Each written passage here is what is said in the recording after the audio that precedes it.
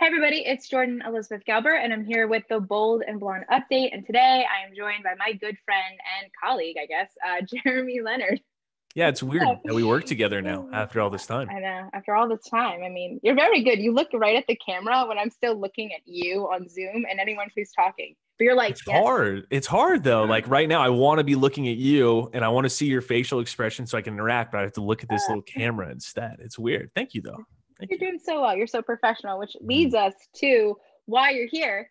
So on this podcast, we talk about content creators. I was inspired to do this because of the fact that people in quarantine were inspired to make things, and therefore some couldn't, some didn't know how. And you've gone on to not only you were already doing your podcast, but growing your podcast and having some really high-end engagers and very powerful people and impactful people on your podcast. So why don't you tell us about your new network and what you've been doing with it and why you created it?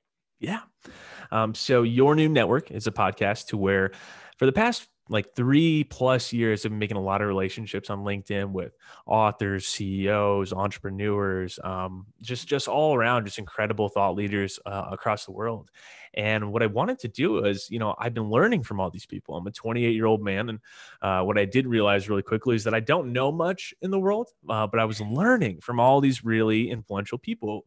And I wanted to create a platform to where I could introduce these people that I made relationships with, because I've really always been fascinated with this concept of, okay, so this individual has a problem, right? So we got person A that has a problem. I don't know if you can see my hand or not. And you have person B that has a solution, but they don't always know how to find each other.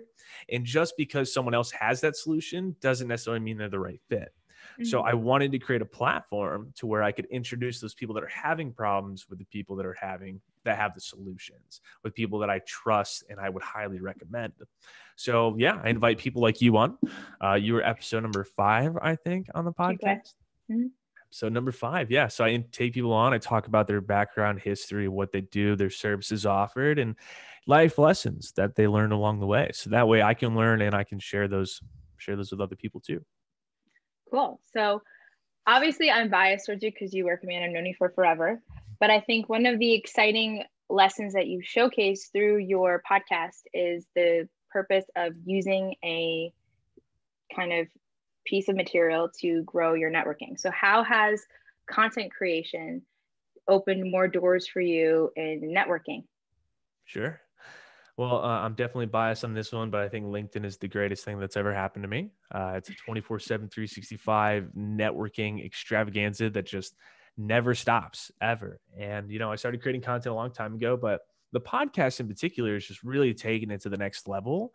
One, because what it allows me to do, and very well, right, is that it allows me to have these long form conversations. So I have a long form piece of content that you and I and interns that we make probably do way too much. Then we can break it down into a lot of different pieces of micro content. And that allows us to post not just on one platform, but 3, 4, 5. And whenever we figure out TikTok a little better, we'll get there too. But it's really taken to the next level because it's allowed me to have a lot more pieces of content along with, a lot more brand authority because of the people I'm talking to. I think a great thing you just mentioned is brand authority. One thing that we always talk about is controlling your narrative and the fact that when you put things out there and engage and put it out in the world and really hype it up in ways, whether it's a marketing strategy or engagement tactics through social media, what you've been able to do and what we talk about all the time is having that kind of chain reaction. Like if I say that I'm this kind of person and I put the content out that keeps saying that, people are going to come back to me. So it's kind of like a trickle down effect. What has been so far your most rewarding kind of I don't want to say podcast interview because you've done so many exciting people and so many different verticals, Mm-hmm. but what has been your most rewarding output in content that you've seen a huge change on the back end for you? That's a really difficult question. As far as the most, I don't have one thing that's rewarding. One piece that Multiple things. really, yeah, one thing that really sticks out in my mind is just my interview with Mark Metry. He's an individual that, he's 22 years old. He's an individual that's battled with depression and obesity. And now he's got a top 100 podcast in the entire world. He's extremely influential. And, he's kind of the one that inspired me to podcast. A lot of people don't know this, but I actually started a podcast like 3 years ago. And I let anxiety and I didn't really have much self-value. Like I didn't really love myself that much back then. I was pretending to be someone that I wasn't. I was like, okay, this is a cool way for me to make sales. And I just wasn't doing it for all the right reasons. I didn't believe in myself. So I did like 3 of them, and then I deleted it all. And I kind of went into this like no content creation, like pitfall for months. And this guy, Mark Metry, like we started at the same time 3 years ago, but because he was authentically who he was and he was sharing like a consistent message, he inspired me to start back up. And for him to have come on the podcast and people like Jordan Paris, it's just absolutely incredible because I look up to them so much, even though they're younger than me.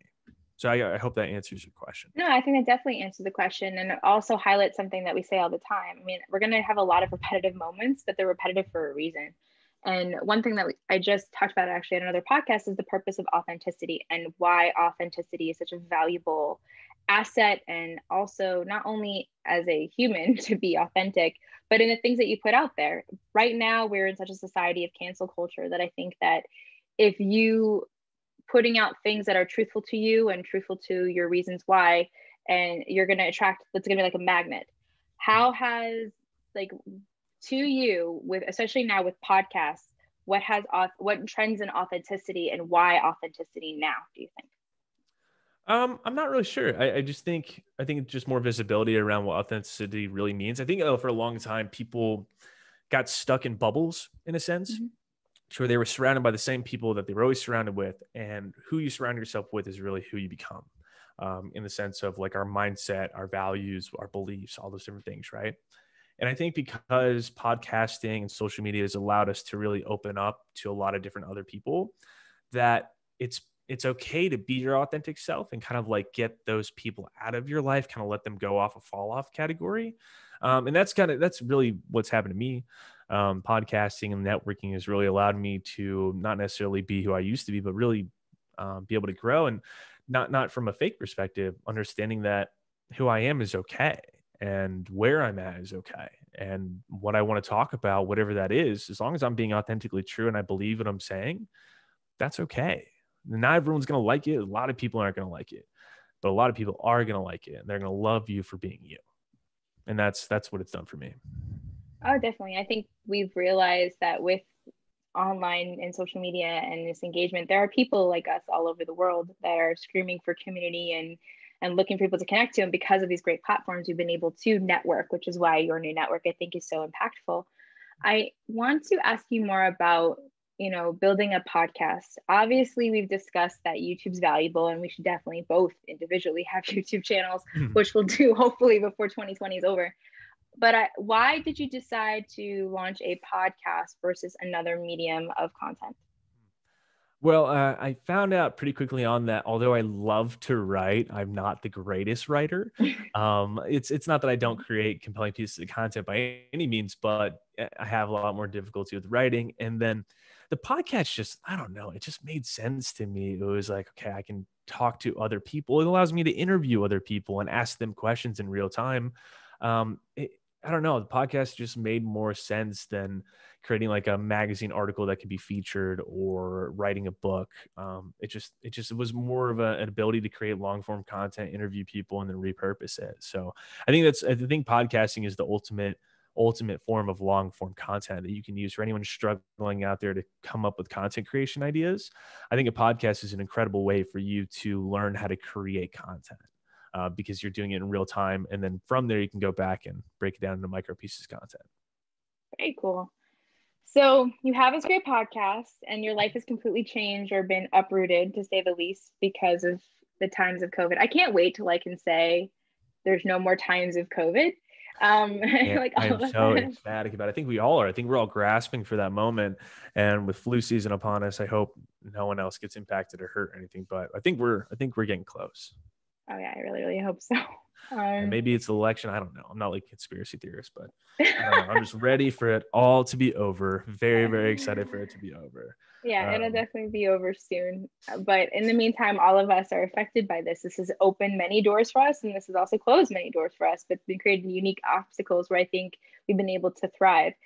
So before the quarantine, you were a recruiter. Yeah. And now a lot of time. and now you're doing all this fancy LinkedIn growth stuff. So Mhm. how has that shift been for you, and what have you learned about yourself?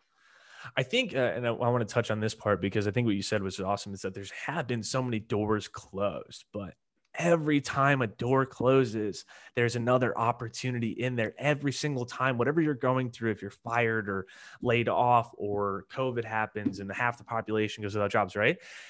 I was terrified. Like, I was living month to month on a paycheck perspective. I had been at the same company for 3 years. And even though I had incredible relationships with my managers, and I'd like to think I was pretty damn good at my job. I was one of the people that was like, oh, actually, like, we lost an entire division of people, like 30, 40, 50 people, right? Between multiple locations. And it was terrifying.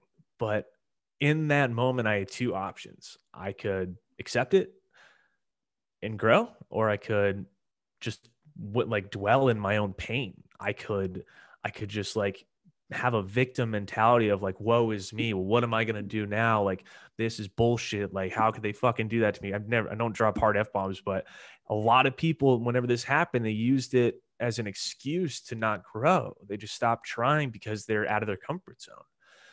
But for me, it was like, okay, like, this happened.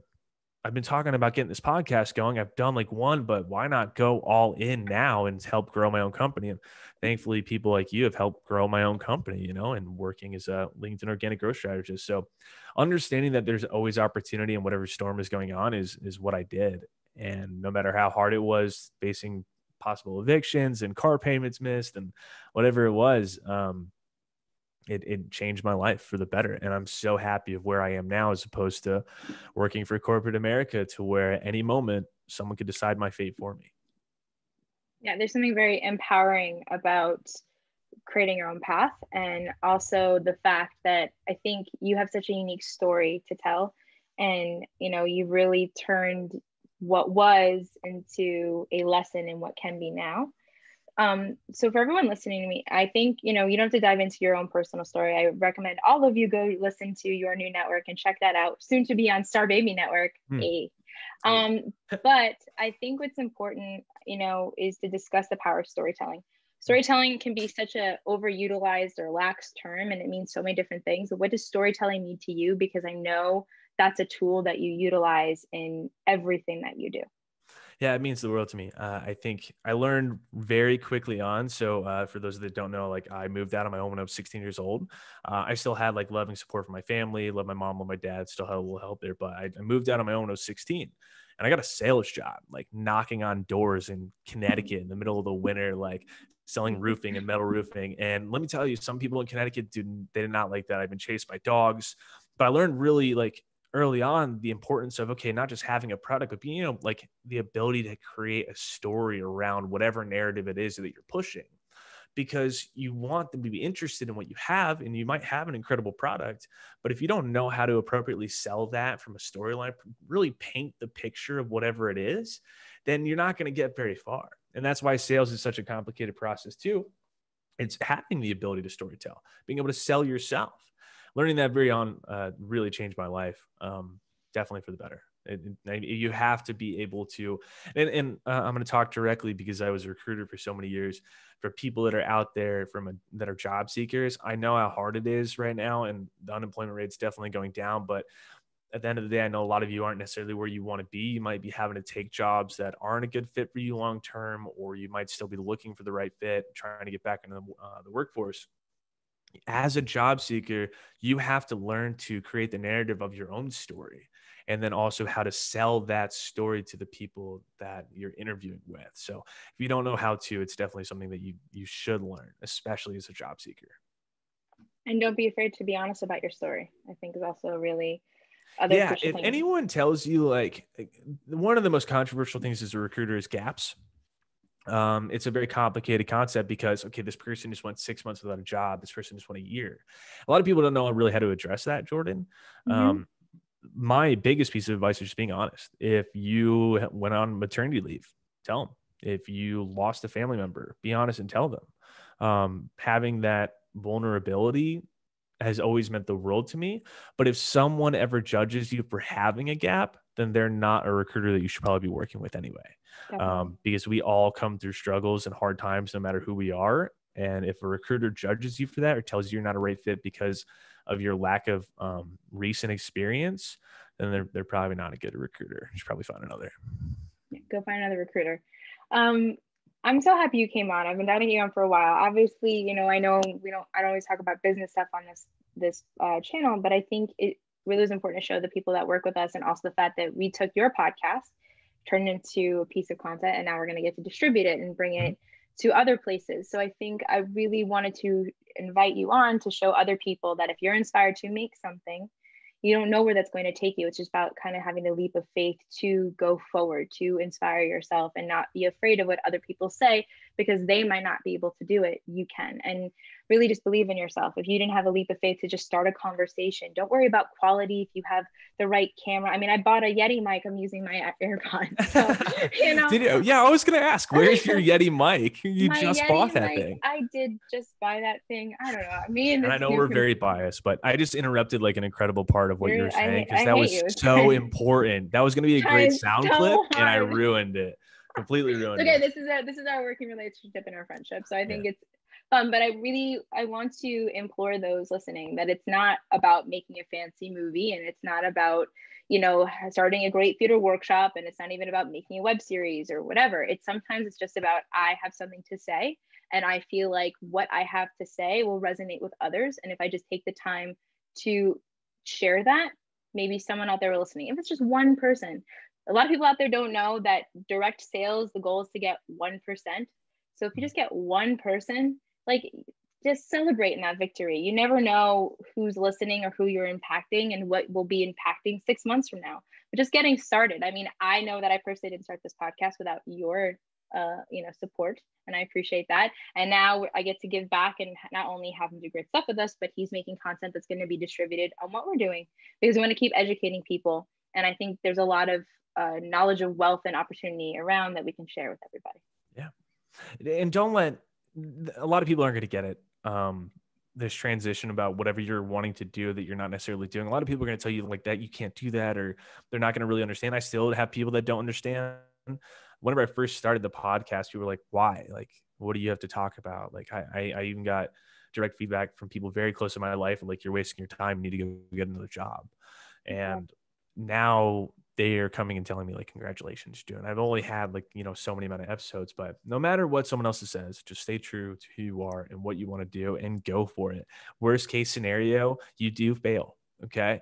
But it's only a failure if you don't like take the lessons away from it and learn and grow from it.